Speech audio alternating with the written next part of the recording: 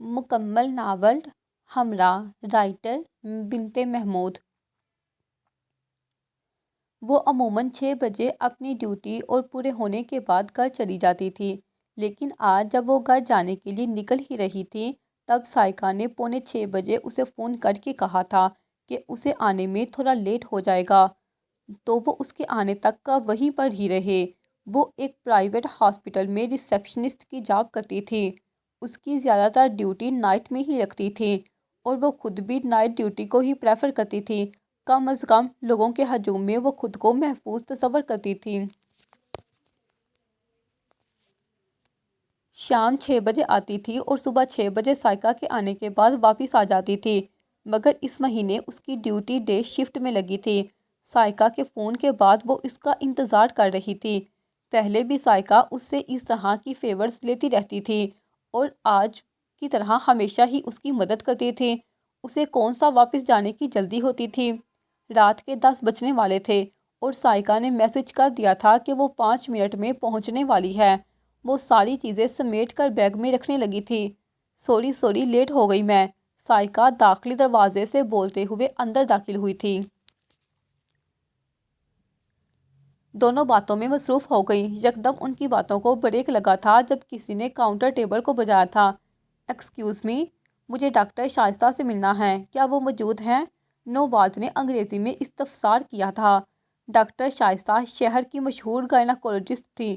اس سے پہلے کہ وہ دونوں کوئی جواب دیتی، ڈاکٹر شائستہ کی اسسٹنٹ سامنے سے آتی دکھائی دی۔ او، آپ آ گئی میڈم، ڈاکٹر صاحبہ 1 گھنٹے سے آپ کا ویٹ کر رہی ہیں، آ جائیں اس طرف۔ اور وہ اپنی لمبی ہیل پر ٹک ٹک کرتی اسسٹنٹ کے ہمراہ سامنے راہداری کی طرف مڑ گئی تھی۔ کہاں گم ہو گئی؟ نمرا نے سائقہ کا شانہ ہلا کر اسے متوجہ کیا۔ وہ ایک دم چونکی۔ یار کون تھی یہ؟ اتنی ماڈرن اور سٹائلش، پہلے تو کبھی نہیں دیکھا اسے۔ سائقہ متجسس تھی۔ تم سوچتی رہو اس کے متعلق، میں جا رہی ہوں۔ نمرا نے اپنی چیزیں سمیٹی اور ہاسپٹل سے باہر نکل گئی تھی۔ نور بیٹا، باہر آؤ، دیکھو دروازے پر کون ہے، خالہ نے اسے آواز دی تھی۔ جی اچھا کہہ کر وہ مرکزی دروازے کی جانب بڑھ گئی تھی۔ السلام علیکم۔ دروازہ کھولتے ہی زید کی صورت نمودار ہوئی تھی۔ وہ سلام کرتا ہوا اندر بڑھا تھا۔ وعلیکم السلام، اس نے آہستگی سے کہا اور تیزی سے اندرونی حصے کی جانب چلی گئی۔ دروازے کے پاس کھڑا عزیز اندر جاتی ہوئی نور کو دیکھتا رہ گیا تھا۔ اسے یہاں آئے ہوئے تقریباً 4 ماہ ہو گئے تھے۔ شروع کا کافی عرصہ وہ بالکل گمسم رہی تھی، پھر آہستہ آہستہ وقت گزرنے کے ساتھ نارمل ہو گئی تھی۔ خالہ کے ساتھ وہ بالکل نارمل انداز میں بات کرتی تھی، بلکہ کافی حد تک گل مل گئی تھی، مگر زید سے کتراتی تھی۔ ان 4 ماہ میں وہ انگلیوں پر گن سکتا تھا کہ ان کے درمیان کب اور کیا بات ہوئی۔ ہاں، ان کا آمنا سامنا دن میں کئی بار ہوتا تھا، کیونکہ گھر چھوٹا سا تھا تو ایسے میں ٹکراؤ ہونا لازمی تھا۔ یہ مری کے مضافات میں موجود ایک گھر تھا۔ زید اپنے والدین کی اکلوتی اولاد تھا۔ اس کے والد ملازمت کی غرض سے مری آئے تھے اور پھر یہیں کے ہو کے رہ گئے تھے۔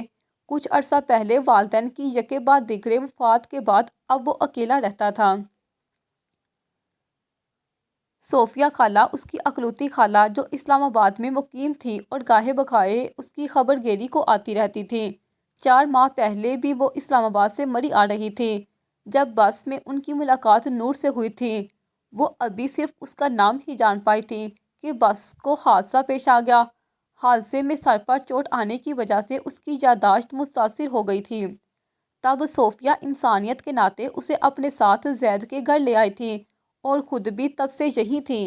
حالانکہ اس سے پہلے وہ کبھی بھی اتنا عرصہ نہ رہی تھی، مگر اب وہ نور کو زید کے ساتھ اکیلا چھوڑ سکتی تھی۔ ان دونوں کو اس کے مکمل صحت یاب ہونے کا انتظار تھا۔ ظاہری طور پر تو وہ مکمل صحت یاب تھی، تو کیا واقعی میں اس کی یادداشت متاثر ہوئی تھی؟ تمہیں پتا ہے وہ کون تھی جو کل آئی تھی؟ نمرا ابھی پہنچی تھی جب سائقہ نے بےتابی سے کہا۔ کون؟ کس کی بات کر رہی ہو؟ اس نے تھکے ہوئے انداز میں کرسی پر بیٹھتے ہوئے کہا۔ کیا ہوا Nimra? Is every thing all right? تم اتنی بجھی بجھی کیوں لگ رہی ہو؟ سائقہ نے اس کی بے توجہی کو نوٹس کرتے ہوئے استفسار کیا۔ ٹھیک ہے صاحب، اس نے کرسی کی پشت پر کمر ٹکائی۔ نہیں، کوئی بات تو ہے؟ کیا وہ مالک مکان؟ سائقہ کا انداز پرسوچ تھا اور جواباً نمرا نے دھیرے سے اثبات میں سر ہلایا تھا۔ کیا کیا کہہ رہا ہے وہ؟ اس نے فکر مندی سے استفسار کیا۔ کہنے سے معاملہ بہت آگے نکل گیا ہے سائقہ، وہ ذلیل انسان جعلی نکاح نامہ بنوا کے لے آیا ہے۔ کہتا ہے کسی بھی وقت اٹھا کر تمہیں اپنے گھر لے جاؤں گا۔ نہ چاہتے ہوئے بھی اس کی آواز بھیگ گئی تھی۔ او مائی گاڈ! سائقہ نے منہ پر ہاتھ رکھ لیا تھا۔ یہ تو فکر کی بات ہے نمرا، اس کی آواز سے فکر مندی جھلکی تھی۔ اس معاشرے میں اکیلی لڑکی کا سروائیو کرنا بہت مشکل ہے۔ وہ جو کہہ رہا ہے اگر اس نے ایسا کر بھی دیا تو کوئی اس کا کچھ نہیں بگاڑ پائے گا۔ کیا امی جانتی نہ تھی کہ یہ مردوں کا معاشرہ ہے؟ کیوں چھوڑ کے گئی وہ تنہا مجھے؟ کس کے سہارے چھوڑ کے گئی مجھے؟ وہ اتنی آہستہ آواز میں بات کر رہی تھی کہ سائقہ بڑی مشکل سے اس کی آواز سن پا رہی تھی۔ اس نے شعور میں آنے کے بعد ماں کے علاوہ کسی رشتے کو نہیں دیکھا تھا۔ زندگی جیسے تیسے گزر ہی رہی تھی۔ چھوٹی عمر سے ہی وہ کام کرنے لگی تھی۔ وہ دونوں ماں بیٹی مل جل کر گزارا کر رہی تھی۔ اب جب کہ وہ اپنی تعلیم مکمل کر کے اپنے پیروں پر کھڑی ہو چکی تھی، اپنا اور ماں کا بوجھ اٹھا سکتی تھی، کہ کچھ ماہ قبل اچانک اس کی امی معمولی بخار کی زد میں آ کر دنیا کے جمیلوں سے ہمیشہ کے لیے چھٹکارا پا گئی تھیں۔ ان کے جانے کے بعد نمرا کے لیے دنیا حقیقی معنوں میں اندھیر ہو گئی تھی۔ لوگوں کے رویے ایک دم سے بدل گئے تھے۔ وہ مالک مکان جو پہلے اسے بیٹا بیٹا کہہ کر بلاتا تھا، اب بدلی ہوئی نظروں سے دیکھنے لگا تھا۔ وہ کافی عرصے سے اسے تنگ کر رہا تھا، وقت بے وقت گھر آ جاتا تھا، عجیب باتیں کرتا تھا، الغرض اس کا جینا حرام کر رکھا تھا۔ اس نے گھر تبدیل کرنے کے بارے میں سوچا تھا اور عمل کرنے کی بھی کوشش کی تھی، مگر فوری اور کم قیمت میں اچھا گھر ملنا آسان نہ تھا۔ اس سے پہلے کہ وہ اس مشکل سے نکلتی، کل شام مالک مکان اس کے پاس جعلی نکاح نامہ لے آیا تھا، جسے دیکھ کر اس کے پیروں تلے سے حقیقی معنوں میں زمین نکل گئی تھی۔ وہ اتنا بڑا قدم اٹھا لے گا اس بات کا اندازہ اسے قطعی نہیں تھا۔ کل شام سے وہ شدید پریشانی کا شکار تھی۔ اگر وہ کسی کو بھی نکاح نامہ دکھا دیتا، لوگوں نے تصدیق کرنے کا انتظار تھوڑی کرنا تھا۔ یہ تو وہ ملک ہے جہاں بے گناہ سالوں سے جیل میں پڑے اپنے ناکردہ گناہوں کی سزا بھگت رہے ہیں۔ اس کا یقین کس نے کرنا تھا؟ تم کچھ عرصے کے لیے کہیں چلی جاؤ۔ سائقہ کی آواز پر وہ چونک کر اس کی طرف متوجہ ہوئی تھی۔ یہ اس سے اگلے دن کی بات تھی۔ گزشتہ روز وہ مالک مکان پھر سے نمرا کو دھمکا کر گیا تھا۔ کہاں چلی جاؤں؟ کہیں بھی کراچی سے باہر۔ اس سے پہلے کہ وہ اپنی بات مکمل کرتی، اس دن کی طرح میز کے قریب کوئی آ کر رکا تھا۔ ایکسکیوز می، ڈاکٹر شائستہ ہیں؟ وہی سوال دہرایا گیا تھا۔ ڈاکٹر شائستہ کی موجودگی کنفرم کر کے وہ ان کے روم کی طرف چلی گئی تھی۔ اسی کے بارے میں بات کر رہی تھی میں، سائقہ اسے کوہنی ماری تھی۔ یہ مشہور model Neha Mirza, Mrs of famous businessman Shaheer Mirza ہے۔ میاں بڑا ہینڈسم ہے اس کا، اس نے بولنا شروع کیا۔ اچھا، نمرا کا انداز تو میں کیا کروں والا تھا۔ پتہ ہے تمہیں یہ کیوں چکر لگا رہی ہے ڈاکٹر شائستہ کے؟ سائقہ نے سنسنی خیز انداز میں کہا۔ نہیں بی بی، مجھے نہیں پتا، آپ خواہ کا سسپینس نہ پھیلائیں، اور جو بات ہے سیدھے طریقے سے بتاؤ، کب سے پہیلیاں بجھوا رہی ہو کہ وہ کون ہے، کیا کرنے آئی ہے؟ مجھے اب کیا پتا، میں نے دیکھا پہلی بار ہے اسے کل، نمرا نے تب کر اسے کہا تھا۔ جواب میں سائقہ اسے گھورنے لگی تھی۔ ایک دم بور ہو تم، میں تمہارے انتظار میں بیٹھی ہوں، ابھی تک گھر نہیں گئی کہ تمہیں گوسپ سنا کر جاؤں گی، اور ایک تم ہو سریل بالکل۔ جس شخص کی اپنی عزت گھر ٹھکانہ داؤ پر لگا ہو، وہ کسی اور کی گوسپ میں بھلا کیا انٹرسٹ لے گا؟ نمرا سوچ کر رہ گئی تھی۔ سن رہی ہو کہ نہیں؟ سائقہ نے اسے دوبارہ کوہنی مار دی تھی۔ اس نے کہنے پر اکتفا کیا تھا۔ ہاں تو میں کہہ رہی تھی کہ یہ جو نیہا ہے نا، یہ کسی ایسی لڑکی یا عورت کو ڈھونڈ رہی ہے جو اس کے بچے کے لیے سروگیٹ بن سکے۔ آخر میں اس کی آواز دھیمی ہو گئی تھی۔ کیا؟ حیرت سے پوچھا گیا تھا۔ جی ہاں، مجھے بھی ایسا ہی شاک لگا تھا جب ڈاکٹر صاحبہ کی اسسٹنٹ نے مجھے بتایا، تو گویا یہ ساری معلومات اسسٹنٹ کی فراہم کردہ تھیں۔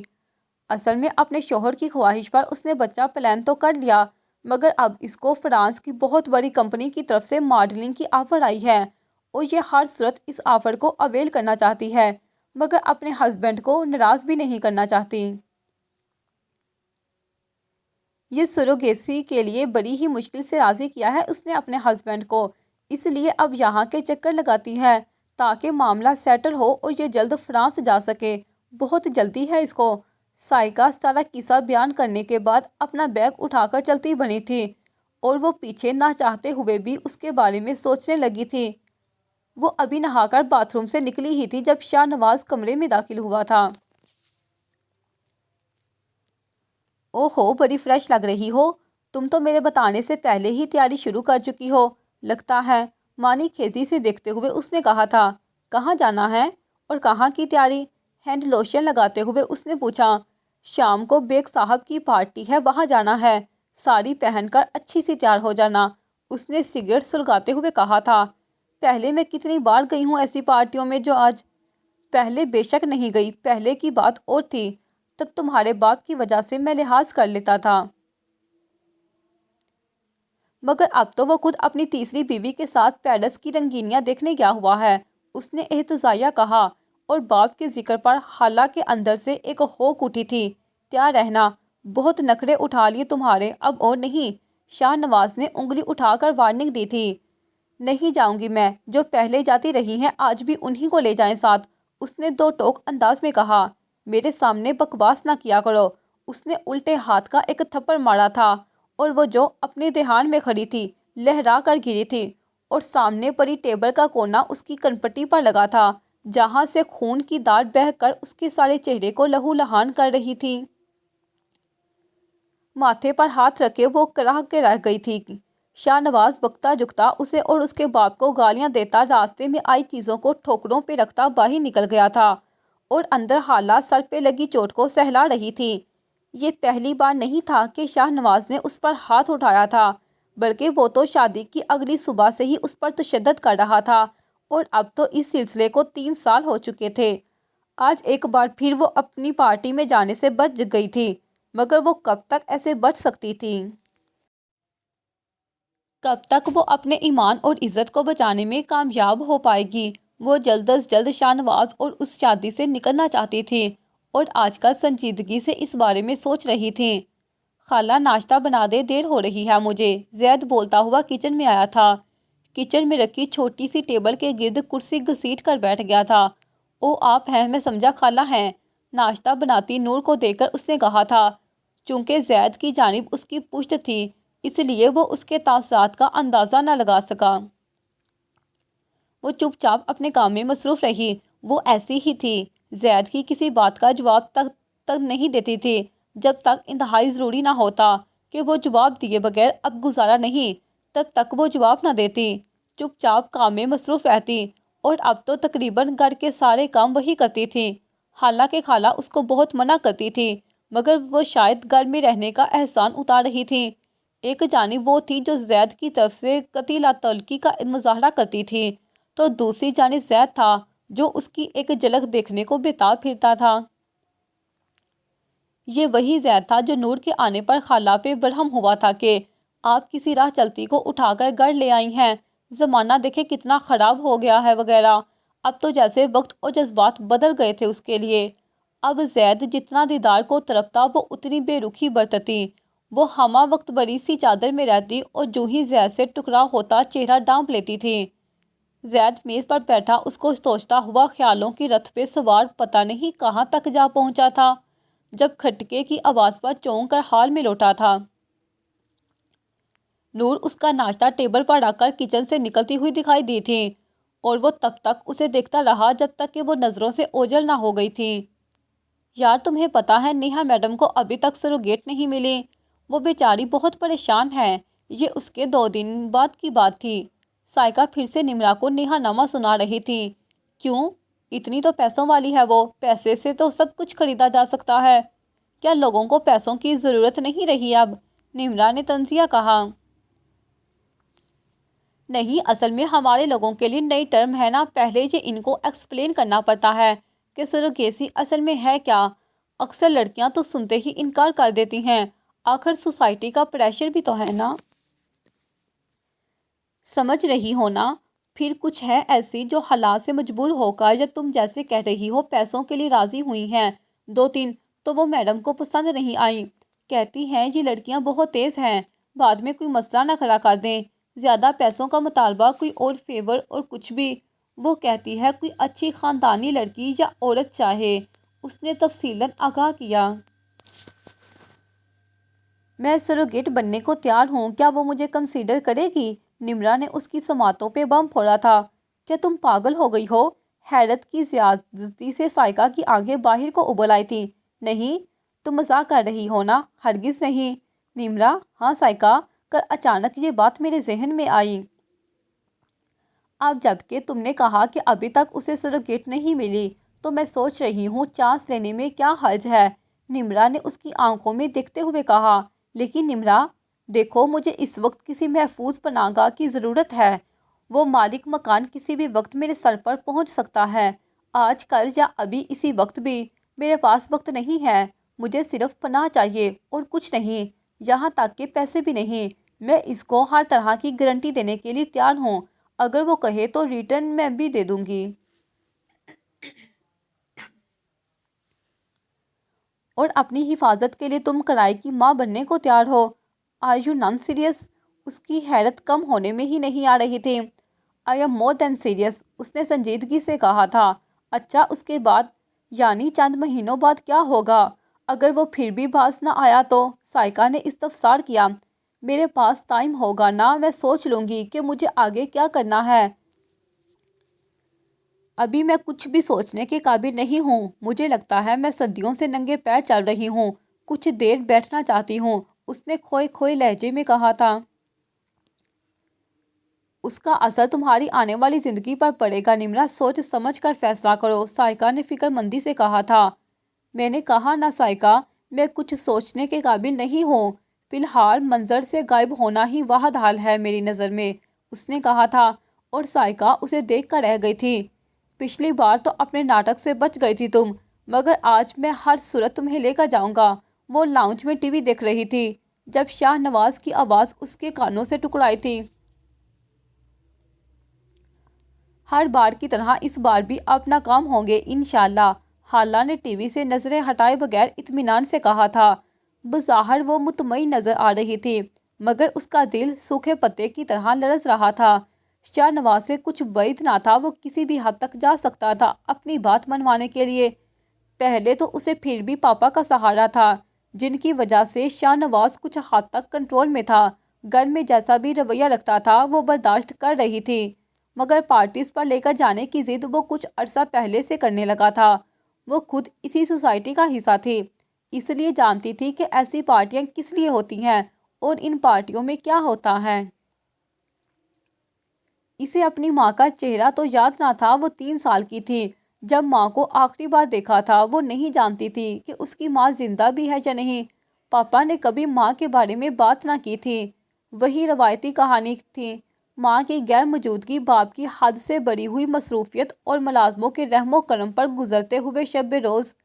ماں تو تھی نہیں اچھا برا سمجھانے کو، اسکول کے استاد اور کتابیں ہی تھی جن سے وہ شعور حاصل کر سکتی تھی، یہ کتابیں ہی تھی جن کی وجہ سے حلال حرام کا فرق اور ایمان کی پختگی اس کے اندر راسخ تھی۔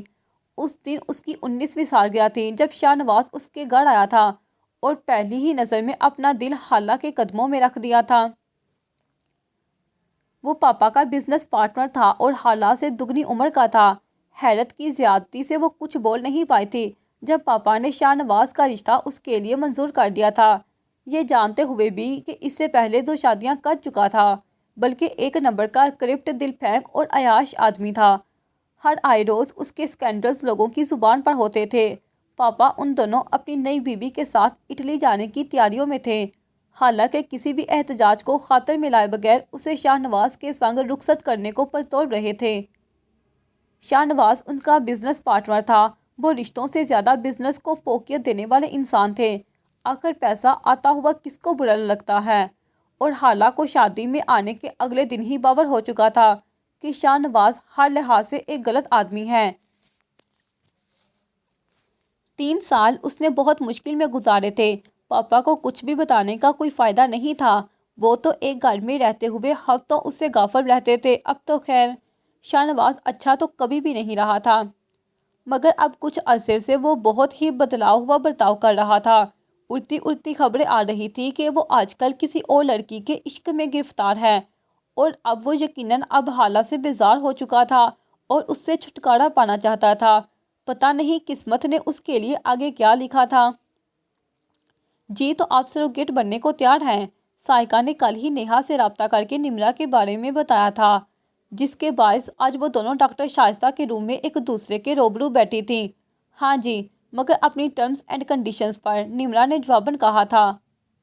جی مجھے معلوم ہے اس بارے میں، کیونکہ میرے پاس ٹائم بہت ہی کم ہے، اور ڈاکٹر صاحبہ نے آپ کی گارنٹی بھی دی ہے، اس لیے مجھے آپ کی شرائط منظور ہیں۔ اس نے ایک ادا سے اپنے بالوں کو جھٹکتے ہوئے کہا تھا۔ میرا ایک اپارٹمنٹ ہے، آپ وہاں رہ سکتی ہیں۔ آپ کو کوئی کام کرنے کی ضرورت نہیں ہے، نہ ہی اندر کا نہ ہی باہر کا۔ میں آپ کو ہر کام کے لیے سرونٹس پرووائڈ کروں گی۔ یا اگر آپ پرائیویسی چاہتی ہیں تب بھی مجھے اعتراض نہیں۔ آپ آرام سے یہ ڈیوریشن میرے اپارٹمنٹ میں پورا کر سکتی ہیں، نیہا نے کہا تھا۔ چلے جی، نیہا مبارک ہو آپ کو، آپ کا گوہر مقصود مل گیا، پھر شروع کرے پروسیس۔ ڈاکٹر شائستہ نے نمرا کی طرف دیکھتے ہوئے پوچھا تھا، اور اس نے ایک گہری سانس بھرتے ہوئے اس بات میں سر ہلا دیا تھا۔ نور بیٹا ادھر آؤ، مجھے تم سے کچھ بات کرنی ہے۔ وہ صحن سے اندر برآمدے میں آئی تھی جب خالہ نے اسے مخاطب کیا تھا۔ جی خالہ بولے، خالہ کے ساتھ بیٹھتے ہوئے اس نے مخصوص دھیمے انداز میں کہا تھا۔ دیکھو بیٹا، تمہیں یہاں آئے 4 ماہ سے زیادہ ہو چکے ہیں، تم جسمانی اور ذہنی دونوں طرح سے صحت مند ہو چکی ہو ماشاءاللہ، مگر تم نے ابھی تک اپنے بارے میں کچھ نہیں بتایا۔ اور نور کا سانس سینے میں اٹکنے لگا تھا۔ میں تم سے اس بارے میں کچھ پوچھ نہیں رہی، مگر میرے خیال سے اب وقت آ گیا ہے تم اپنے لیے کوئی فیصلہ کر لو۔ میں تم سے اتنا ہی پیار کرنے لگی ہوں جتنا کہ اپنی سگی بیٹی سے کرتی اگر وہ ہوتی تو، خالہ نے مسکرا کر کہا تھا۔ میں اپنے بیٹوں کے ساتھ رہتی ہوں، تم جانتی ہو وہ سب شادی شدہ ہیں، اور کوئی ایک کمارا بھی ہوتا تو میں ایک لمحے کی بھی تاخیر نہ کرتی اور تمہیں اپنی بیٹی بنا لیتی، مگر ایسا نہیں ہو سکتا، اور میں تمہیں اپنے ساتھ بھی نہیں رکھ سکتی۔ میری بہویں کبھی بھی برداشت نہیں کریں گی۔ یہ بھی ایک حقیقت ہے کہ مجھے اپنے گھر تو جانا ہے، واپس آج نہیں تو کل، مگر تم زید کے ساتھ اکیلی بھی نہیں رہ سکتی۔ اس لیے خالہ نے اس کی طرف دیکھتے ہوئے لمحوں کا پاس لیا تھا، اور نور نے اپنی زبان سختی سے دانتوں تلے دبا لی تھی۔ دل کی دھڑکن تھی جو پوری رفتار سے چل رہی تھی۔ میں چاہتی ہوں تم زید سے نکاح کر لو، زید بھی میرا ہی بیٹا ہے، مجھے اپنے بچوں کی طرح عزیز ہے، تم بھی مجھے کم عزیز نہیں ہو نور۔ کسی بھی قسم کے دباؤ میں آئے بغیر فیصلہ کرنا، تمہارا جو بھی فیصلہ ہوگا مجھے منظور ہوگا، مگر کوئی فیصلہ تمہیں کرنا پڑے گا۔ وقت اور حالات کا تقاضا یہی ہے بیٹا۔ خالہ اپنی بات کہہ کر وہاں سے جا چکی تھی، اور وہ پیچھے اپنی سوچوں سے الجھنے کے لیے رہ گئی تھی۔ وہ خالہ کے خلوص کی تہ دل سے مشکور تھی، اور ان کے اخلاص محبت کو قدر کی نگاہ سے دیکھتی تھی۔ اگر یہ واقعی خالہ کا فیصلہ ہوتا تو اس کے سوچنے کا انداز مختلف ہوتا۔ اب وہ جانتی تھی کہ یہ پرپوزل خالہ نہیں بلکہ درپردہ زید کی طرف سے تھا۔ کل رات اتفاق سے وہ ان کی اور زید کی باتیں سن چکی تھی۔ زید نے اس سے شادی کی خواہش کا اظہار کیا تھا۔ یہ جاننے کے بعد اب اس کے سوچنے کا انداز مختلف تھا۔ اگر زید اس کے ماضی کے بارے میں جان جائے تو کیا وہ تب بھی اس سے شادی کرنا چاہے گا؟ کیا اسے ان لوگوں کو اپنے ماضی سے آگاہ کرنا چاہیے؟ یہ آخری سوچ تھی جو اس وقت اس کے ذہن میں آئی تھی۔ وہ نیہا کے فلیٹ میں شفٹ ہو چکی تھی اور بہت آرام سے وہاں رہ رہی تھی۔ جب سے اس نے ہوش سنبھالا تھا تب سے کام میں لگی تھی۔ چھوٹی موٹی نوکری ہو یا کوئی چھوٹا بڑا کام ہو، اس نے سب کیا تھا۔ یہ پہلا موقع تھا کہ وہ ایسے ہاتھ پہ یا ہاتھ دھرے بیٹھتی تھی۔ ہر چیز جو وہ چاہتی تھی اس سے بس ایک کلک کی دوری پر تھا۔ گروسری سے لے کر کپڑوں تک وہ ہر چیز آن لائن منگوا لیتی تھی، اور جس وجہ کے عوض یہ امرات مل رہی تھی وہ دانستہ اس بارے میں سوچنے سے گریز کرتی تھی۔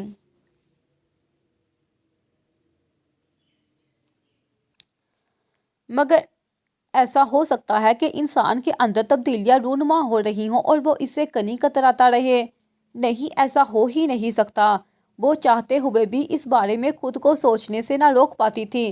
جن چیزوں کے بارے میں اس وقت اس نے نہیں سوچا تھا، اب بھی شاید نہیں سوچ رہی تھی، مگر کچھ ٹائم گزرنے کے بعد تو سوچے گی نا کہ اس کا مستقبل کیا ہوگا۔ کہیں یہ فیصلہ غلط تو نہیں تھا، مگر فی الحال سب کچھ اچھا ہی چل رہا تھا۔ اسے یہاں آئے 2 ماہ ہو چکے تھے اور ان 2 ماہ میں وہ کل دوبارہ گھر سے نکلی تھی، وہ بھی ڈاکٹر کے پاس جانے کے لیے، جب ایک دن نیہا نے اچانک اسے فون کیا تھا۔ ہیلو نمرا، کیسی ہو تم؟ وہ میں نے تمہیں بتانا تھا کہ شہیر آ رہا ہے، وہ کچھ ٹائم اپارٹمنٹ میں تمہارے ساتھ رہے گا۔ وہ کافی اچرت میں لگ رہی تھی۔ کون شہیر؟ اس نے پوچھا۔ ارے شہیر میرا ہسبینڈ، اور وہ کون؟ اصل میں ہمارے گھر میں شارٹ سرکٹ کی وجہ سے آگ لگ گئی ہے، تو اس لیے وہ وہاں آ کر رہے گا، اس نے جواب میں بتایا۔ لیکن ایسے کیسے؟ مجھے پرائیویسی چاہیے، میں نے آپ سے پہلے ہی کہا تھا، اس نے حتی المکان اپنے لہجے کو مضبوط رکھتے ہوئے کہا تھا۔ ہاں مجھے یاد ہے، مگر مجبوری ہے۔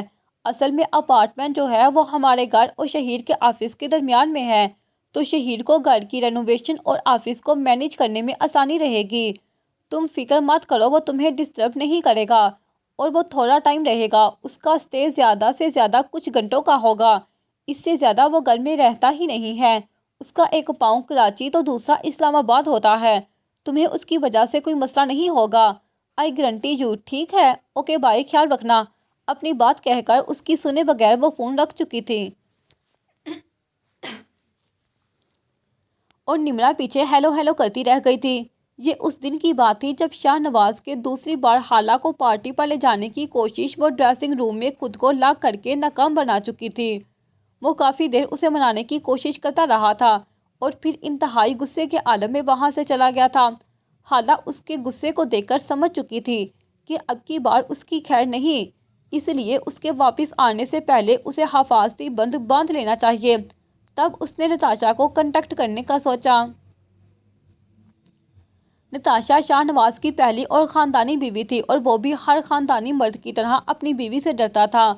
ڈریسنگ روم سے نکل کر وہ کمرے میں آئی تھی اور فون اٹھا کر نتاشا کا نمبر ڈھونڈنے لگی تھی، جو کہ اس نے کسی ایسے ہی موقع کے لیے اپنے پاس محفوظ کر رکھا تھا۔ دوسری بیل پر نتاشا نے فون اٹھا لیا تھا، یہ تصدیق کر لینے کے بعد کہ وہ نتاشا ہی ہے۔ حالہ نے شروع سے لے کر آج کے دن تک سب احوال اسے بتا دیا تھا اور اس سے مدد کی درخواست کی تھی۔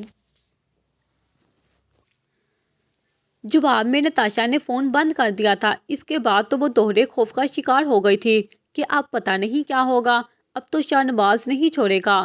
ایک پل کو اس نے سوچا کہ تھے اگر وہ اسے مار کر وہیں دفنا بھی دے تو کون آئے گا اس کی خبر گیری کرنے؟ کوئی بھی نہیں آئے گا۔ اس کے اندر سے جواب آیا تھا۔ وہ دونوں ہاتھوں سے سر کو تھامے نیچے بیٹھتی چلی گئی تھی۔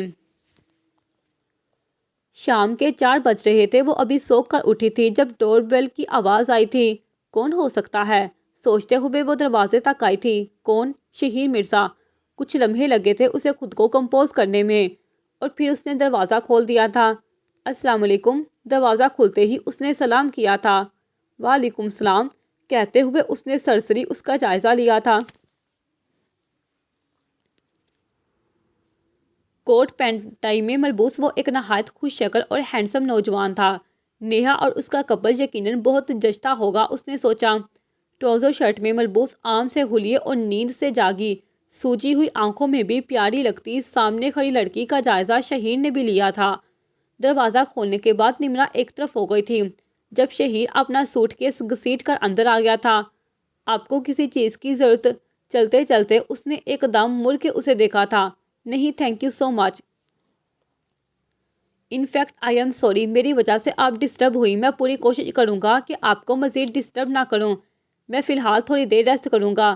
یو انجوائے یور سیلف، اس نے نرمی سے مسکراتے ہوئے کہا تھا اور سوٹ کیس گھسیٹتے ہوئے کمرے میں چلا گیا تھا، اور نمرا بظاہر ٹی وی دیکھتے ہوئے اس کے بارے میں سوچتی رہ گئی تھی۔ نور، مجھے آپ سے بات کرنی ہے۔ وہ کچن میں تھی جب زید اس کے پاس آیا تھا۔ جی کہے، میں سن رہی ہوں، اس نے رخ موڑے بغیر کہا تھا۔ میری طرف دیکھو، میری طرف دیکھنے سے اتنا کتراتی کیوں ہو؟ اس نے استفسار کیا۔ واہ، کیا کہنے جناب کے، ابھی صرف شادی کی بات ہی ہوئی ہے اور یہ بیتکلفی واللہ بیتکلفی نہیں ہے یہ، مگر لیٹلی مجھے یہ خیال آیا کہ تم مجھ سے کم سے کم بھی 4-5 سال چھوٹی ہوگی، تو اب یہ آپ جناب کا تکلف رہنے دیا جائے، ہے نا؟ وہ جیسے اس کی سوچ پڑ رہا تھا۔ ہم ہیں مشتاق اور وہ بیزار کہ مشتاق نور ابھی تک لا تلکی کا تاثر لیے کھڑی تھی جب زید پھر گیا ہوا۔ مجھے خالہ نے بتایا کہ انہوں نے تم سے ہماری شادی کی بات کی ہے۔ میں تمہیں یہ بتانا چاہتا ہوں کہ خالہ نے میرے کہنے پر تم سے بات کی ہے۔ نور، میں جانتا ہوں کہ تمہاری یادداشت کبھی بھی متاثر نہیں ہوئی تھی، بلکہ تمہارے ساتھ کچھ ایسا ہوا ہے جسے تم لوگوں سے تو کیا خود سے بھی چھپانا چاہتی ہو۔ تمہارے ساتھ جو بھی ہوا ہو، جیسے بھی حالات رہے ہوں، میرا دل کہتا ہے تم نے کبھی کچھ غلط نہیں کیا ہوگا۔ تم ایک بار مجھ پر بھروسہ کرو، میں کبھی تمہارا بھروسہ نہیں توڑوں گا، ہر اچھے برے وقت میں تمہارا ساتھ دوں گا۔ زید ایک ہی سانس میں بول کر خاموش ہو چکا تھا۔ نور نے رخ موڑا تھا اور پہلی بار اس کی آنکھوں میں جھانک کر دیکھا تھا، مگر اس کی آنکھوں کی چمک زیادہ دیر اس سے دیکھی نہ گئی تھی اور وہ سر جھکا گئی تھی۔ محترمہ، سر جھکانے کو ہم راضی شمار کرتے ہیں، وہ ہنستے ہوئے کہہ رہا تھا۔ جواباً نور کے لبوں پر بھی مسکراہٹ رنگ گئی تھی۔ خالہ بیگم، نتاشا کو بتا کر اچھا نہیں کیا تم نے، بالکل اچھا نہیں کیا۔ شاہ نواز آندھی طوفان کی طرح اس تک پہنچا تھا۔ تم اگر علیحدگی ہی چاہتی تھی تو بتا دیتی مجھے، میں لمحہ نہ لگاتا تمہیں اٹھا کر باہر پھینک دیتا اپنے گھر سے۔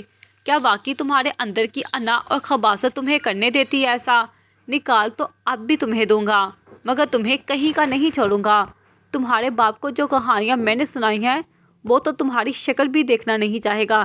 اس کے علاوہ جو ٹھکانہ ہو تمہارے پاس چلی جانا۔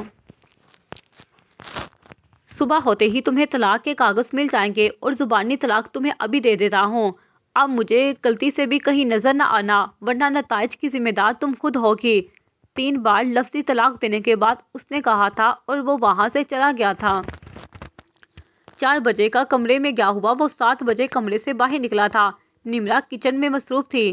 یہ ایک 2 بیڈ روم اپارٹمنٹ تھا، 2 کمرے، ایک ہال نما لاؤنج جس میں یک طرفہ صوفہ سیٹ، ٹیبل اور ٹی وی، جبکہ ایک سائڈ پر اوپن کچن اور کچن کے ساتھ چھوٹی سی ڈائننگ ٹیبل تھی۔ شہیر اسے سلام کرتا ہوا صوفے کی طرف بڑھ گیا تھا۔ نمرا بظاہر کام میں مصروف اسی کے متعلق ہی سوچ رہی تھی۔ آیا کہ اسے شہیر سے چائے اور کھانے کا پوچھنا چاہیے یا نہیں؟ پوچھ ہی لیتی ہوں، انسانیت، اخلاقیات۔ اب چائے لیں گے؟ اس نے پوچھ ہی لیا۔ جی، آپ نے مجھ سے کچھ کہا؟ اس نے چونکتے ہوئے پوچھا۔ جی، چائے کا پوچھ رہی تھی، بنا دوں آپ کے لیے؟ اس نے دوبارہ دہرایا۔ ارے نہیں، آپ کو زحمت ہوگی خوام کا، مجھے بتایا تھا نیہا نے آپ کی ٹرمز اینڈ کنڈیشن کے بارے میں۔ اس نے کہا۔ نہیں، زحمت کیسی، ہم ایک چھت کے نیچے موجود ہیں، میرا اخلاقی فرض ہے آپ سے پوچھنا، جواب میں اس نے کہا تھا۔ اچھا، اب بنا رہی ہیں کیا؟ اب کی بار اس نے دلچسپی سے پوچھا تھا۔ میں بنڈی بنا رہی ہوں، کڑاہی میں چمچ چلاتے ہوئے اس نے کہا۔ او واو، مجھے بہت پسند ہے بھنڈی۔ آپ ایسا کریں، چائے رہنے دیں اور مجھے اپنے ساتھ کھانے میں شریک کر کے اخلاقی فریضہ پورا کر لے، اس نے شرارت سے کہا تھا۔ لو جی، صاحب تو کمبل ہی ہوئے جا رہے ہیں، اس نے سوچا تھا اور بظاہر مسکراتے ہوئے اسبات میں سر ہلایا تھا۔ تھوڑی ہی دیر بعد اس نے کھانا ٹیبل پر لگا دیا تھا۔ اب اسے کیسے بلاؤں؟ وہ مسلسل اسے دیکھتے ہوئے سوچ رہی تھی، جب شہیر اچانک اس کی طرف متوجہ ہوا تھا۔ نمرا نے موقع کا فائدہ اٹھاتے ہوئے اسے مخاطب کر لیا تھا۔ آ جائیں، کھانا ریڈی ہے، اس نے رسماً مسکراتے ہوئے کہا۔ وہ اٹھ کر ٹیبل کی طرف آیا تھا اور اس کے مقابل کرسی گھسیٹ کر بیٹھ گیا تھا۔ شہیر مکمل طور پر کھانے کی طرف متوجہ تھا، جبکہ دوسری طرف نمرا ہاتھ میں روٹی کا ٹکڑا لیے سامنے پڑی پلیٹ کو گوڑے جا رہی تھی۔ کیا سوچتا ہوگا یہ میرے بارے میں کہ یہ کیسی لالچی لڑکی ہے، پیسے کے لیے سرگٹ بننے کو تیار ہو گئی؟ وہ اس کو دیکھتے ہوئے سوچ رہی تھی۔ وقت بھی کیا ظالم ہے، انسان کو کیسے کیسے حالات سے گزارتا ہے۔ وہ شخص جس سے وہ آج پہلی بار مل رہی تھی، اصل میں وہ اس کے بچے کی سروگیٹ تھی۔ وہ ذہن کے آخری کونے میں موجود یادداشت میں بھی یہی بات محفوظ کر رکھتی تھی کہ وہ سروگیٹ ہے۔ کبھی بھول کر بھی ذہن کے پردہ پر ماں لفظ نہیں لاتی تھی۔ ارے، کن سوچوں میں گم ہو گئی آپ، کھائیں نا؟ شہیر کی آواز نے اس کی سوچوں کو بریک لگایا تھا۔ نہیں، وہ بس آپ بتائیں نیہا میڈم کیسی ہیں، کب تک آ رہی ہیں؟ اس نے غیر ارادی طور پر یہ پوچھا۔ اب کوئی نہ کوئی بات تو اسے کرنی ہی تھی۔ نیہا میڈم واقعی میں میڈم ہے، اب میں کیا بتاؤں آپ کو کہ اتنا بڑا بزنس مین ہوں، مگر میری بیوی مجھے جوتے کی نوک پر بھی نہیں لکھتی۔ اس نے فقط سوچا تھا، کہا نہیں تھا۔ دونوں اپنی اپنی سوچوں میں گم، وہاں موجود ہو کر بھی موجود نہیں تھے۔ نیہا سے اس کی دوستی کوئی بہت پرانی نہیں تھی۔ ان دونوں وہ اپنے بزنس کو اسٹیبلش کرنے میں مصروف تھا اور نیہا چھوٹی موٹی ماڈلنگ شوٹس کرتی تھی۔ تب وہ اتنی مصروف اور مشہور بھی نہیں تھی۔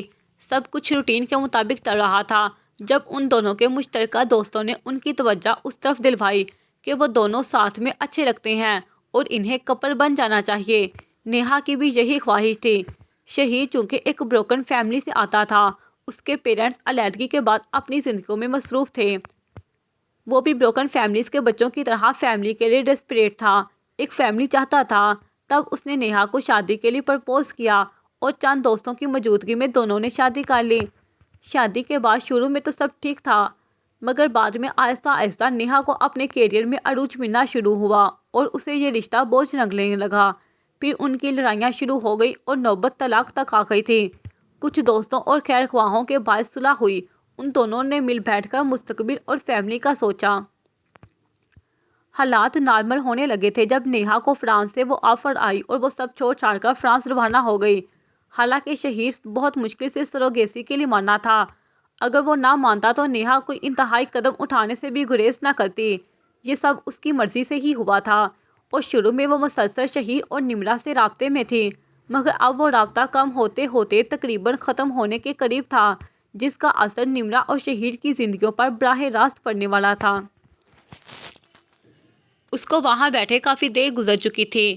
جب سے شاہ نواز گیا تھا وہ ہنوز اسی حالت میں وہیں بیٹھی تھی۔ اچانک اس کے فون کی گھنٹی بجی تھی۔ ڈیڈ کالنگ لکھا دے کر اس نے فوراً فون اٹھایا تھا۔ ہاں حالا، یہ کیا کہہ رہا ہے شاہ نواز؟ ایک بات سن لو میری، اگر اس نے تمہیں چھوڑ دیا تو میرے پاس آنے کی زحمت بھی مت کرنا۔ اسے ہیلو کہنے سے پہلے وہ شروع ہو چکے تھے۔ بتایا ہے اس نے مجھے، اپنی ماں کی طرح نکلی تم بھی، اس نے بھی کبھی میرا ساتھ نہیں دیا تھا۔ تم بھی اسی کی طرح شوہر کو خاطر میں نہیں لاتی ہو۔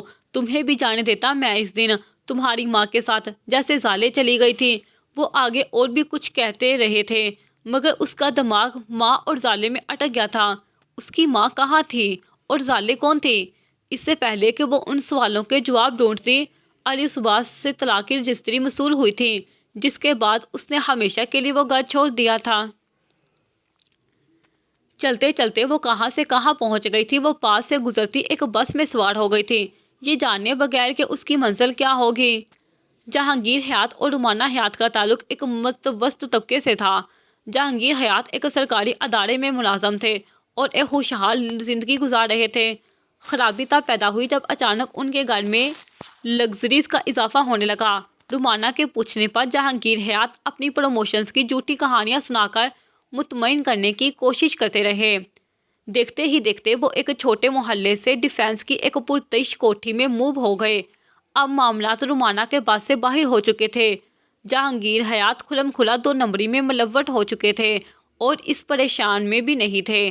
رومانہ کو خود سے زیادہ اپنی بیٹیوں زالے اور اس سے 3 سالہ چھوٹی حالے نور کی فکر تھی۔ وہ ان کو حرام کی کمائی نہیں کھلانا چاہتی تھی، مگر جہانگیر کے منہ کو حرام لگ چکا تھا۔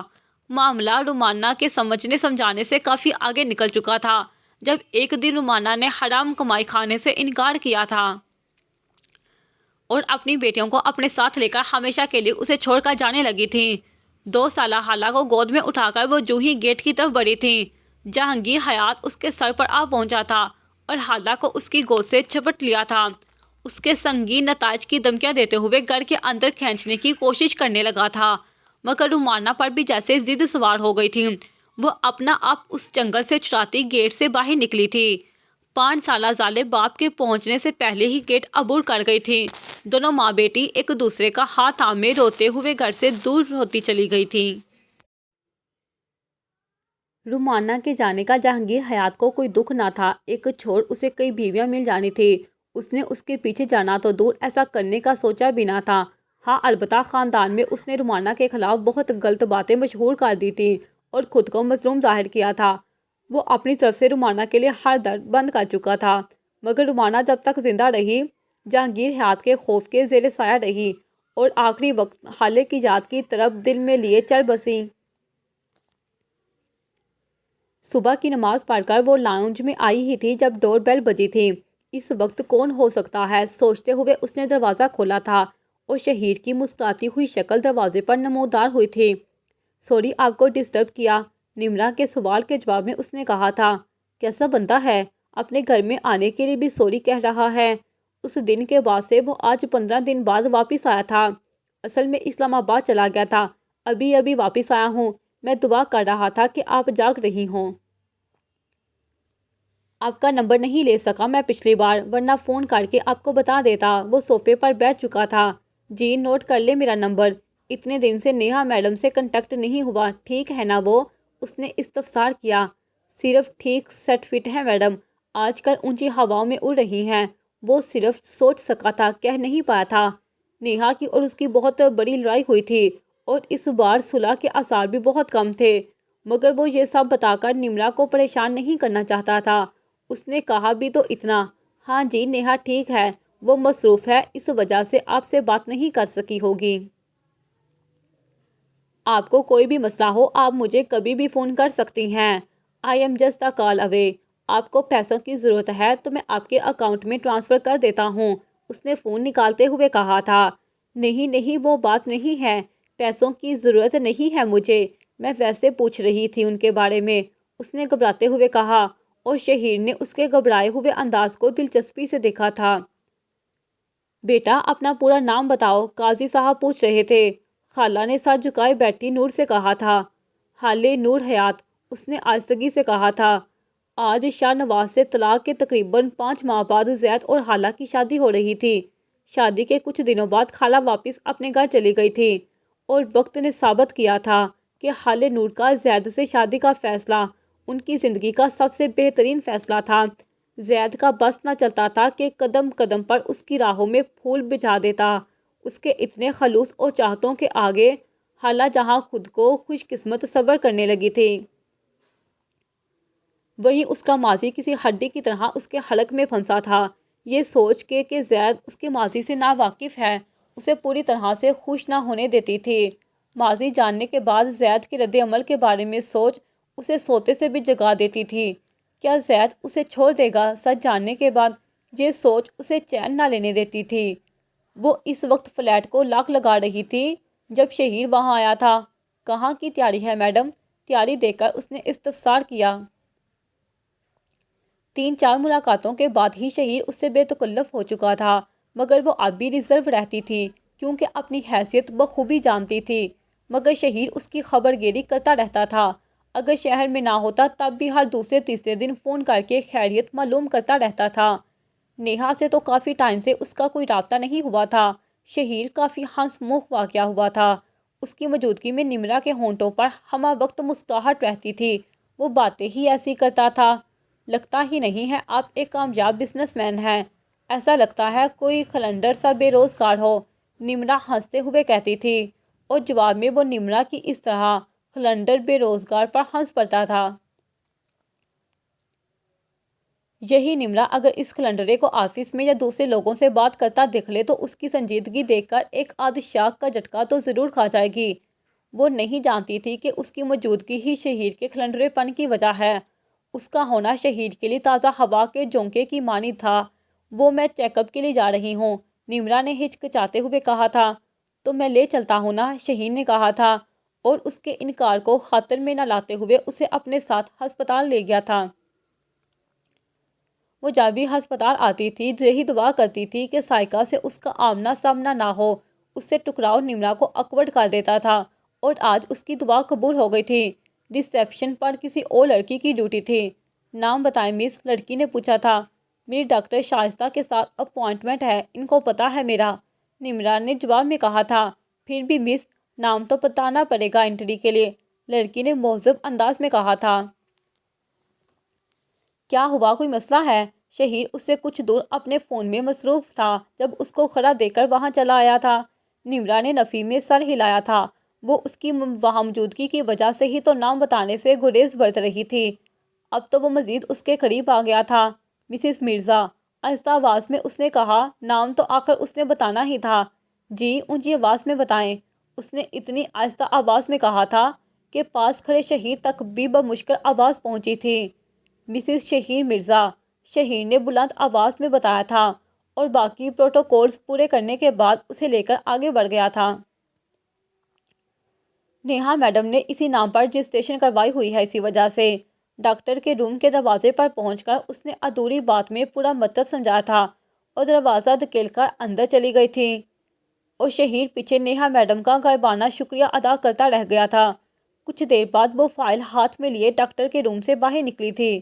شہیر باہر ہی اس کے انتظار میں بیٹھا تھا۔ اس سے فائل لے کر اس نے خود پکڑ لی تھی اور وہاں سے چلے آئے تھے۔ تو ابن شہیر کیسا ہے، ٹھیک ہے نا؟ کار میں بیٹھتے ہی شہیر نے اس کی طرف دیکھتے ہوئے پوچھا تھا، اور نمرا ہمیشہ کی طرح خاموش ہو کر رخ موڑ گئی تھی۔ وہ اسے ویسے بھی ضرورت کی ہی بات کرتی تھی یا حال احوال پوچھ لیتی تھی، مگر یہ ایسا موضوع تھا جس پر وہ کبھی بھی اس سے بات نہیں کرتی تھی۔ شہیر نے ایک آدھ بار کوشش بھی کی تھی آج کی طرح، مگر وہ آگے سے چپ سادھ لیتی تھی۔ ابن شہیر کیوں، بنت شہیر بھی تو ہو سکتی ہے۔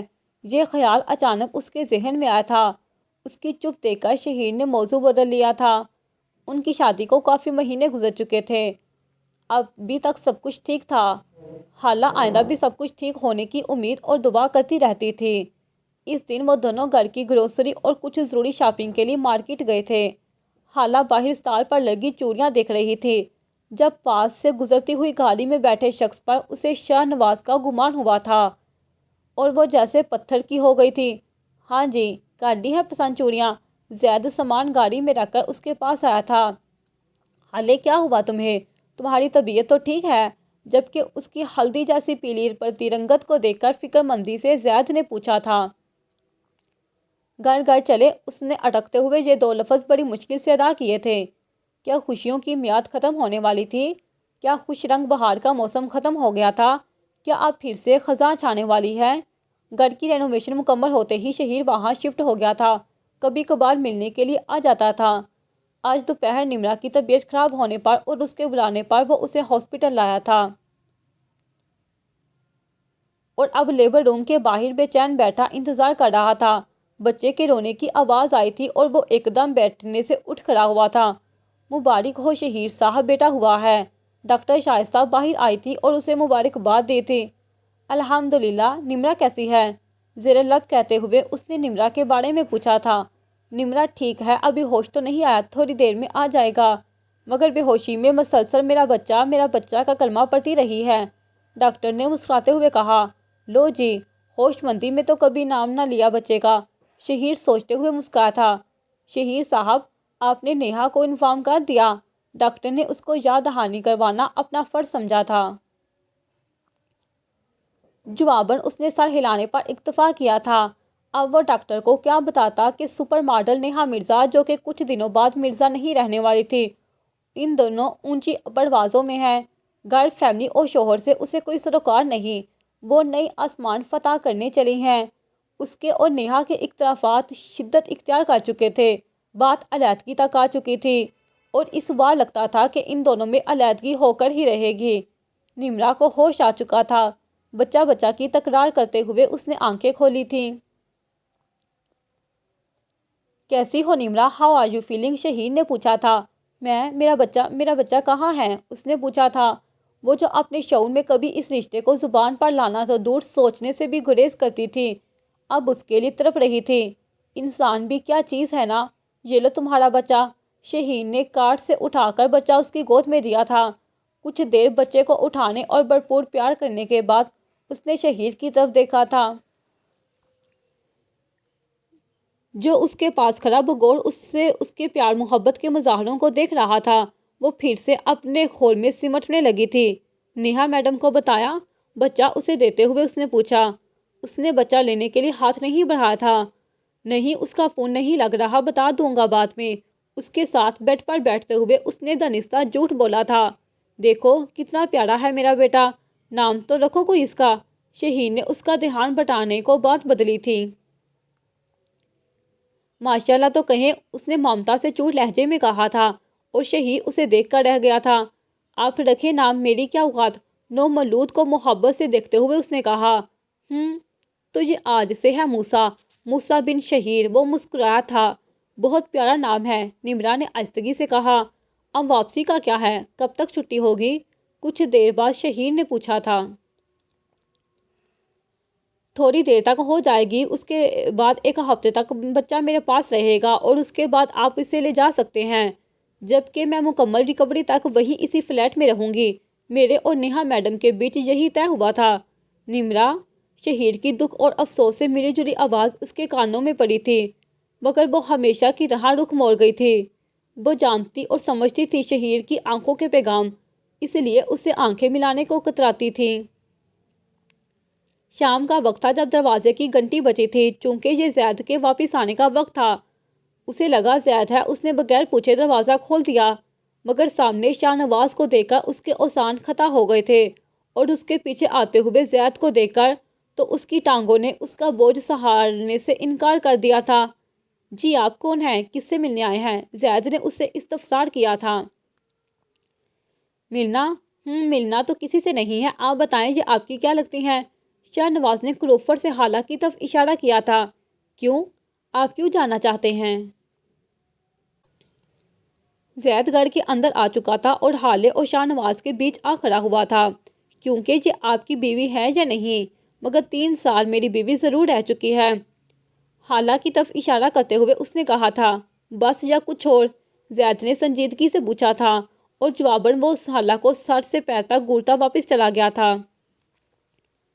زید نے دروازہ بند کیا تھا اور خاموش کھڑی حالہ کو لے کر اندر آ گیا تھا۔ اس کو بیڈ پر بٹھانے کے بعد خود یہاں سے وہاں کمرے میں چکر لگاتا پھر رہا تھا، اور حالہ کا دل سوکھے پتے کی طرح لرز رہا تھا جب وہ ایک دم رک کر حالہ کے قریب آیا تھا، اور اس نے اپنا سانس تک روک لیا تھا۔ مگر یہ کیا؟ وہ تو اس کے قدموں میں بیٹھ گیا تھا۔ کل بازار میں تم نے اسی کو دیکھا تھا نا؟ اس کے پوچھنے کی دیر تھی، اور حالہ کا اپنے آنسوؤں پر اختیار نہ رہا تھا۔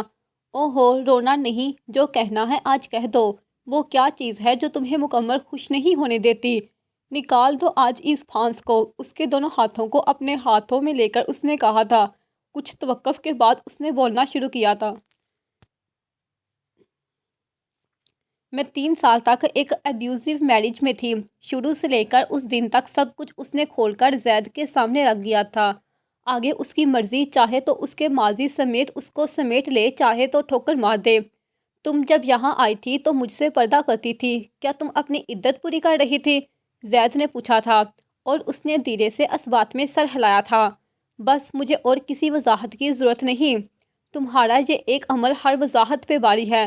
مجھے تمہاری کہی ہر ایک بات پر یقین ہے حالے، اس نے مضبوط لہجے میں کہا تھا۔ اور حالے نور تو جیسے آج خود اپنی نظروں میں معتبر ہو گئی تھی۔ 1 ہفتے بعد نمرہ نے موسیٰ کو اس کے حوالے کیا تھا، بلکہ اسے دروازے تک چھوڑ کر آئی تھی۔ شہین نے اسے بتایا تھا کہ نیہا اور اس کی علیحدگی ہو گئی ہے، وہ اپنے فیصلے پر نظر ثانی کرے اور کچھ دن مزید بچے کو اپنے پاس رکھے۔ بلکہ وہ تو بہت کچھ کہنا چاہتا تھا، مگر نمرہ نے اسے موقع ہی نہ دیا۔ میں اس کی ماں نہیں ہوں، کہتے ہوئے اسے گھر سے چلتا کر دیا تھا۔ شہیر کو گئے ہوئے 4 دن ہو گئے تھے۔ وہ دن تھا اور آج کا دن تھا، اسے موسیٰ کے علاوہ کسی دوسری چیز کا خیال بھی نہ گزرا تھا۔ وہ جتنا آسان اس سب کو سمجھ رہی تھی، وہ اس کی سوچ سے بھی زیادہ مشکل تھا۔ راتوں کو اس کے رونے کی آواز اور دن میں اس کی کلکاریاں اس کے لہشون میں گونجتی تھی۔ وہ 4 دن سے انہی کپڑوں میں تھی۔ اسے شہیر سے 4 دن پہلے ہوئی ملاقات یاد آ رہی تھی۔ ملاقات کے ساتھ وہ الفاظ بھی یاد آ رہے تھے جو اس نے موسیٰ کے بارے میں کہے تھے، اور وہ پچھتاؤ میں گری جا رہی تھی۔ اچانک اسے بچے کے رونے کی آواز آئی تھی۔ پہلے تو وہ اپنا وہم سمجھی تھی، مگر دوسری بار آواز تھوڑی قریب سے آئی تھی، اور اس نے لمحے کی تاخیر کیے بنا باغ کا دروازہ کھولا تھا۔ شہیر کی گود میں موجود فقط 11 دن کے موسیٰ کو دیکھ کر وہ اپنا رونا کنٹرول نہ کر پائی تھی۔ وہ موسیٰ کو دیوانہ وار چومتی اور روتی جاتی تھی۔ شہیر دروازہ بند کر کے ان دونوں کو اندر لے آیا تھا۔ کیوں کیا خود پہ اتنا ظلم؟ شہیر اس کے اجاڑ ویران حلیے کو دیکھتے ہوئے استفسار کر رہا تھا۔ کچھ پوچھ رہا ہوں تم سے۔ وہ ہنوز موسیٰ میں گم تھی جب شہیر نے دوبارہ مخاطب کیا تھا، میرے اور نیہا میڈم کے بیچ۔ نیہا میڈم کو مارو گولی۔ شہیر نے تیزی سے اس کی بات کاٹی تھی۔ نیہا ہم دونوں کو ملانے اور موسیٰ کو دنیا میں لانے کا ذریعہ تھی، آج وہ کہیں بھی نہیں ہے۔ نمرا، میں نے پہلے بھی کوشش کی ہے مگر اس بات کو کبھی نوک زبان پر نہیں لا پایا۔ آج میں جو پوچھنے جا رہا تم سے، اگر تمہارا جواب نہ ہوا تو میں ایک لمحے کی تاخیر کیے بنا موسیٰ کو لے کر چلا جاؤں گا، نہ صرف یہاں سے بلکہ اس ملک سے بھی دور۔ اور تمہیں تو یقیناً کوئی فرق نہیں پڑے گا کیونکہ تم تو خود اس کو سروگیٹ کہلواتی ہو، ماں تو نہیں سمجھتی نا۔ شہیر نے کہنے کے بعد اس کی آنکھوں میں دیکھا تھا، آیا کہ میڈم پر کچھ اثر ہوا ہے یا نہیں، اور میڈم نے تڑپ کر موسیٰ کو مزید خود میں بینچ لیا تھا۔ شہیر اسے دیکھ کر رہ گیا تھا۔ گھر داخل ہوتے ہی اس کی شکل دیکھ کر وہ اندازہ کر چکا تھا کہ اب یقیناً اس کی عقل ٹھکانے پر آ چکی ہوگی۔ 4 دن کی دوری سے وہ سب سمجھا چکی تھی جو شہیر شاید 4 سال میں بھی نہ سمجھا سکتا۔ تو موسیٰ، کیا آپ ابھی موسیٰ سے شادی کرنے کو تیار ہیں؟ شہیر نے شرارت سے پوچھا تھا۔ جواب میں نمرا سر جھکا گئی تھی اور مسکراتے ہوئے سوچ رہی تھی کہ لڑکے کا کھلنڈرا پن واپس آ چکا ہے اور لڑکا نمرا سے سند قبولیت وصولنے کے بعد بیٹے سے کھیلنے میں مصروف ہو چکا تھا۔ میں یہاں بیٹھ سکتی ہوں؟ حالہ نے پوچھا تھا۔ ہاں، کیوں نہیں؟ نمرا نے تھوڑا سا کھسک کر بینچ پر اس کے لیے جگہ بنائی تھی۔ آپ کا بیٹا ہے؟ اس کی گود میں موجود 6 ماہ کے موسیٰ کی طرف اشارہ کرتے ہوئے اس نے پوچھا تھا۔ جواب پر نمرا نے مسکراتے ہوئے سر ہلایا تھا۔ ماشاءاللہ، بہت پیارا ہے۔ آپ کو آج پہلی بار دیکھا ہے اس پارک میں؟ حالانکہ حالہ اتنی جلدی لوگوں میں گلتی ملتی نہیں تھی مگر نمرا کو دیکھ کر اس کو عجیب سی کشش ہوئی تھی اور نمرا بھی اس کے بارے میں ایسا ہی کچھ محسوس کر رہی تھی۔ جی، میں کراچی سے ہوں۔ اصل میں میرے ہسبینڈ کام کے سلسلے میں اسلام آباد آتے رہتے ہیں تو اس بار ضد کر کے ہم بھی ان کے ساتھ آ گئے۔ کام سے فری ہو کر رات ہی ہم مری پہنچے ہیں، ابھی وہ آرام کر رہے ہیں تو میں نے سوچا کہ ہم ماں بیٹا باہر نکل کر تھوڑی چہل قدمی کر لیں۔ اس نے مسکراتے ہوئے تفصیلی جواب دیا تھا۔ یہ ساتھ ہی ہوٹل میں ٹھہرے ہیں ہم، ہاتھ سے اشارے کرتے ہوئے اس نے کہا تھا۔ آپ بتائیں اپنے بارے میں، آپ یہی کی ریزیڈنٹ ہیں کیا؟ نمرا نے اس سے پوچھا تھا۔ جی، میرا گھر یہیں پاس میں ہی ہے، 8 مہینے پہلے میری شادی ہوئی ہے، آپ آئے نا میرے گھر چلیں۔ اس نے تہ دل سے اسے دعوت دی تھی۔ ارے بہت شکریہ، آپ کے خلوص کو میں قدر کی نگاہ سے دیکھتی ہوں، لیکن ابھی مجھے چلنا چاہیے، کافی ٹائم ہو گیا ہے۔ قسمت میں ہوگا تو پھر ملیں گے، کہتے ہوئے نمرا اٹھ کر وہاں سے چلی آئی تھی اور حالات تیزی سے دور ہوتی نمرا کو دیکھتی رہ گئی تھی۔ ہاں جی، ہو گئی ہے سیریس؟ میری تو کوئی فکر ہی نہیں ہے تم ماں بیٹے کو۔ ابھی وہ دروازے کھول کر اندر ہی داخل ہوئی تھی جب شہیر جلا بھنا اسے باتیں سنانے کو تیار بیٹھا تھا۔ جواباً اس نے صرف مسکرانے پر ہی اکتفا کیا تھا اور موسیٰ کو احتیاط سے بیڈ پر سلانے لگی تھی۔ پارک سے واپس آتے ہوئے وہ راستے میں ہی سو گیا تھا۔ کیا ہوا نمرا؟ شہیر نے اس کی طرف دیکھتے ہوئے پوچھا۔ اتنے کم عرصہ میں وہ اس کو اتنے اچھے سے جاننے لگا تھا کہ اس کی شکل دیکھ کر ہی بتا سکتا تھا کہ کچھ غیر معمولی ہے۔ ابھی نیچے ایک لڑکی سے ملی ہوں میں اور اس سے مل کے مجھے ایسے لگا جیسے میں اسے جانتی ہوں، حالانکہ وہ یہی کی رہنے والی ہے۔ میں شاید نہیں، یقیناً آج پہلی بار اس سے ملی ہوں۔ اور دوسری طرف حالہ یہی بات زید سے کچھ دوسرے انداز سے کہہ رہی تھی۔ زید وہ کراچی میں رہتی ہے، میں تو کبھی کراچی گئی ہی نہیں ہوں، وہ پرسوچ انداز میں کہہ رہی تھی۔ اچھا، تم زیادہ مت سوچو اس بارے میں، کل اگر وہ آئی تو اس سے تفصیل سے پوچھ لینا، کیا پتا کوئی ہنٹ مل جائے۔ زید نے اسے تسلی دی تھی اور وہ دونوں باقی کا پورا دن ایک دوسرے کے بارے میں ہی سوچتی رہی تھی۔ حالہ دور سے آتی نمرا کو دیکھ کر اٹھ کھڑی ہوئی تھی۔ تھینک گاڈ آپ آ گئی، حالہ نے جوش سے کہا۔ آپ بھی انتظار کر رہی تھی؟ نمرا نے ہولے سے مسکراتے ہوئے کہا۔ مطلب آپ بھی وہی محسوس کر رہی ہیں جو آپ سے ملنے کے بعد میں محسوس کر رہی ہوں؟ حالہ نے استفسار کیا۔ نمرا نے اس بات میں سر ہلایا تھا اور حالہ کا ہاتھ پکڑ کر قریبی بینچ پر بیٹھ گئی تھی۔ حالہ، تمہیں کیا لگتا ہے کیا ہے جو ہمارے درمیان کا من ہے؟ وہ کیا چیز ہے جس کی کشش ہم دونوں کو ایک دوسرے سے باندھ رہی ہے؟ نمرا نے اس کی طرف دیکھ کر کہا۔ حالہ خاموش ہی رہی تھی، یہی جواب تو وہ خود ڈھونڈنے آئی تھی۔ حالہ، اپنے پیرنٹس کا نام بتاؤ، اچانک نمرا نے کہا اور نام سننے کے بعد وہ خوشی کے مارے رو پڑی تھی۔ حالہ، تم میری بہن ہو، حالہ نور۔ او مائی گاڈ، خوشی سے اس کی آواز کانپ رہی تھی۔ تم نہیں جانتی امی تمہارے لیے کتنا تڑپتی تھی، وہ کبھی ہنس رہی تھی کبھی رو رہی تھی۔ کیا ہوا، تمہیں خوشی نہیں ہوئی؟ اس کو گمسم دیکھ کر نمرا نے پوچھا۔ مجھے جہاں تک یاد پڑتا ہے میری بہن کا نام تو زالے تھا، مگر آپ نے تو کل اپنا نام نمرا بتایا ہے۔ ہاں میری جان، میرا نام زالے ہی ہے، بلکہ تھا، پھر امی نے بدل کر بعد میں نمرا رکھ دیا تھا۔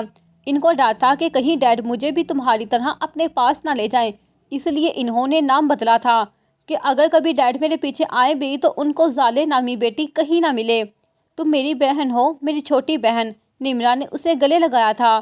امی تمہاری وجہ سے بہت روتی تھی خالہ، آخری دنوں میں مجھے کہتی تھی، نمرا میری خالہ کو ڈھونڈنا اور اس سے کہنا مجھے معاف کر دے، روزے قیامت میں اللہ کے عذاب کی سختی سے بڑا ڈرتی ہوں۔ اسے کہنا اللہ کی عدالت میں میرا معاملہ لے کر جانا، اسے دنیا میں مجھے معاف کر دے۔ اور خالہ اس کے رونے میں شدت آ گئی تھی۔ مما چلی گئی، مجھ سے ملے بغیر چلی گئی، مجھے تو ان کا چہرہ بھی یاد نہیں ہے آپی۔ وہ اتنی شدتوں سے روئی تھی کہ نمرا کو اسے سنبھالنا مشکل ہو گیا تھا۔ مما یہی ہیں، تم محسوس کرنا، وہ تمہیں آس پاس محسوس ہوں گی۔ نمرا نے اس کے آنسو پونچھتے ہوئے کہا، تم بتاؤ اسلام آباد سے یہاں کیسے آئی؟ شادی کیسے ہوئی؟ تمہارا ہسبینڈ کون ہے؟ ڈیڈ کہاں ہے؟ کچھ دیر خود کو کمپوز کرتے ہوئے نمرا نے اس سے پوچھا تھا۔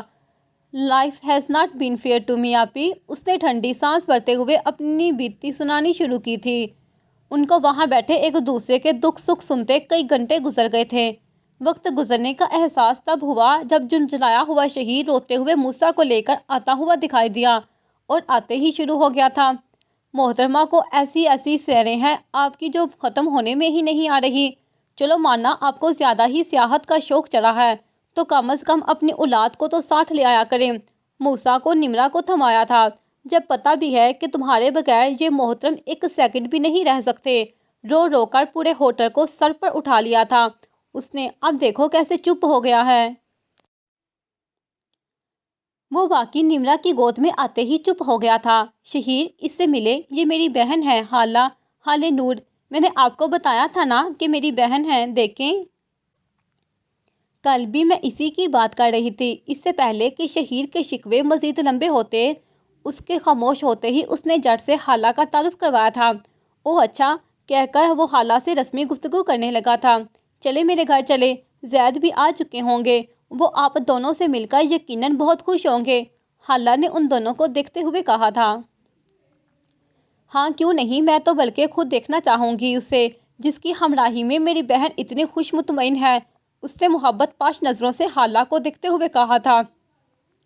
مجھے لگتا ہے تمہاری ترجیحی فرصت میں مزید ایک درجہ اور ڈیموٹ ہونے والا ہوں۔ خالہ کی طرف اس کی محبت بھری نظروں کو دیکھتے ہوئے شہیر خود ساختہ مظلومیت طاری کرتے ہوئے نمرا کے کان میں گھسا تھا۔ جواب میں نمرا نے اسے گھور کے دیکھا تھا اور وہ کان کھجاتا ہوا ہنس پڑا تھا۔ خالہ ناسمجھی سے ان دونوں کو دیکھ رہی تھی۔ نمرا نے اس کا ہاتھ پکڑا تھا اور شہیر کی ہمراہی میں اس کے گھر کی طرف قدم بڑھا دیے تھے۔ میری ہر خوشی میں، میرے ہر غم میں تو ہی ہمراہ ہے، تو ہی میرے سنگ ہے۔ ختم شد۔